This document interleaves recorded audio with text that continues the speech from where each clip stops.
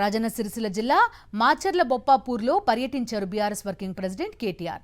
ఇటీవల పెద్దాపూర్ గురుకుల పాఠశాలలో అనుమానాస్పద స్థితిలో మృతి చెందిన విద్యార్థి అనిరుద్ కుటుంబాన్ని పరామర్శించారు.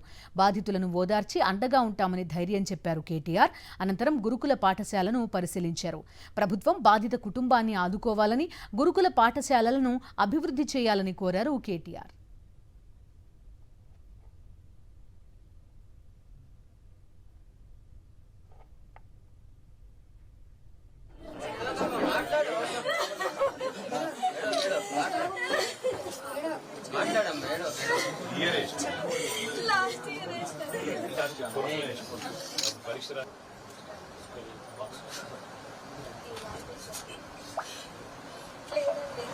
ఉంది సార్, ఎట్లా సార్ మీరు చెప్పారు?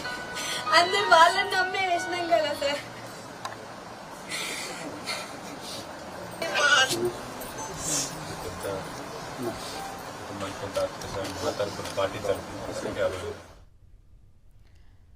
రాజన్న సిరిసిల్ల జిల్లా మాచర్ల బొప్పాపూర్లో పర్యటించారు బీఆర్ఎస్ వర్కింగ్ ప్రెసిడెంట్ కేటీఆర్.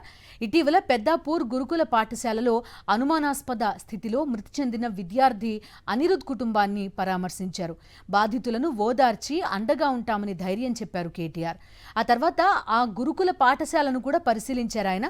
ప్రభుత్వం బాధిత కుటుంబాన్ని ఆదుకోవాలని, గురుకుల పాఠశాలలను అభివృద్ధి చేయాలని కోరారు కేటీఆర్.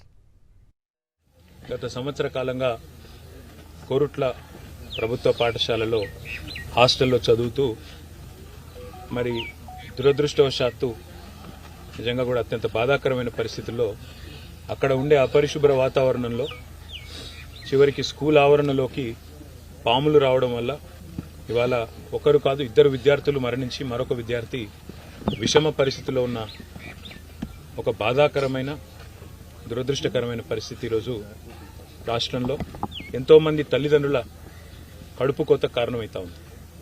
ఇక్కడ అనిరుద్ధు వారి తల్లిదండ్రులు వాళ్ళ గుండె లవిసలా గెడుస్తూ ఉన్నారు. వాళ్ళ తాత, వాళ్ళ అమ్మమ్మ అందరూ కూడా బాధపడతా ఉన్నారు. నేను ఈ సంఘటనలో మేము రాజకీయ పార్టీలుగా సాధారణంగా రాజకీయంగా అప్పుడప్పుడు మాట్లాడుతుంటాం, కానీ ఇప్పుడు ఏ రాజకీయం కూడా అవసరం లేదు. నేను గౌరవ పెద్దలు రాష్ట్ర ముఖ్యమంత్రి గారికి, రాష్ట్రంలో ఉండే మంత్రివర్గానికి నేను చేసే విజ్ఞప్తి, మనందరికీ పిల్లలు ఉన్నారు, మనందరికీ కూడా కుటుంబ సభ్యులు ఉన్నారు. ఒక కుటుంబ సభ్యుని కోల్పోతే ఎంత శోకం ఉంటుందో మనందరికీ కూడా తెలుసు. నేను మనస్ఫూర్తిగా ప్రార్థించేది, గత కొద్ది కాలంగా సంక్షేమ హాస్టళ్లు, గత కొద్ది కాలంగా సంక్షేమ వసతి గృహాలు ఏవైతున్నాయో వాటి ఆలన పాలన చూసుకుంటూ లేకుండా పోయినాడు. ఇప్పటికీ 36 మంది పిల్లలు గత 8 నెలల్లో మృత్యువాత పడ్డారు. కొంతమంది ఆత్మహత్య చేసుకున్నారు భువనగిరి హాస్టల్లో, 2 అమ్మాయిలు. అదేవిధంగా సూర్యాపేటలో కూడా ఆత్మహత్యలు జరిగినాయి. అదే మాదిరిగా ఇట్లా దురదృష్టవశాత్తు పాము కాట్లు, కల్తీ ఆహారం, ఇన్ని రకాల సంఘటనలు జరగడం అనేది నిజంగా కూడా బాధాకరం. కానీ దయచేసి ప్రభుత్వాన్ని కోరేది, మీరు పట్టించుకోండి. ఎందుకంటే ఇందులో రాజకీయాలు అవసరం లేదు. ఏదైనా దుర్ఘటన జరిగితే తప్పకుండా మానవత హృదయంతో ఆ 36 కుటుంబాలు ఏవైతే గుండె కోతకు గురైనాయో ఆ కుటుంబాలకు దయచేసి ఆదుకోండి. ఎందుకంటే వాళ్ళంతా పేద పిల్లలు, వాళ్ళ మీద గంపెడ ఆశలు పెట్టుకున్నారు తల్లిదండ్రులు.